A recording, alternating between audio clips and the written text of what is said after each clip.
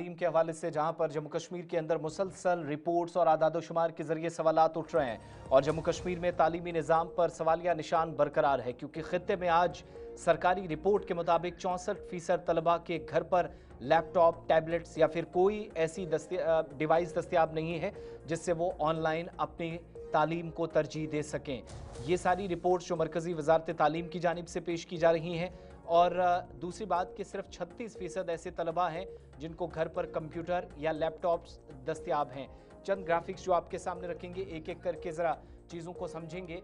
एक तो जो घरेलू डिजिटल आलात या वसाइल है उसकी कमी है। इस रिपोर्ट में इस बात का इंकिशाफ हुआ, सिर्फ 36% तलबा के पास कंप्यूटर है या टैबलेट मौजूद है। एक बात ये समझ में आती है, 64% ऐसे बच्चे हैं डिजिटल डिवाइसेस जिनके पास होनी चाहिए थी लेकिन वो इससे महरूम हैं। जहाँ तक बात स्मार्टफोन्स का है तो स्मार्टफोन्स पर भी इन्हिसार काफ़ी ज़्यादा है, लेकिन 60% तलबा सिर्फ स्मार्टफोन के ज़रिए तालीम हासिल करते हैं।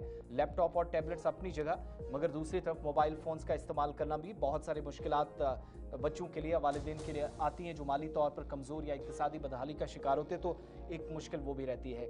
इंटरनेट की जहाँ तक सहूलत है तो क्या स्कूलों के अंदर इंटरनेट की फैसिलिटी या सहूलत मौजूद है?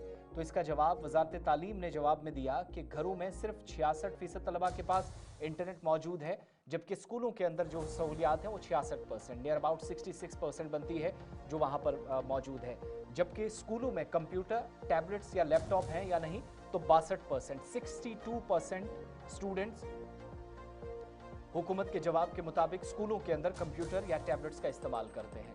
बुनियादी ज़रूरियात ज़्यादातर स्कूलों में टॉयलेट्स या बैतुल खला, इसके अलावा पीने का साफ़ पानी और जो अच्छा माहौल है जिसके लिए इकदाम किए गए हों, ऐसा किया गया है। कम से कम इस बात पर थोड़ी सी मस्बत पेशरफ्त हुई जो माना गया। फिर साइंस लैब्स की कमी है, ये खुद इंकिशाफ इस रिपोर्ट में हुआ और 9वीं जमात के लिए कई स्कूलों में साइंस लैब नहीं।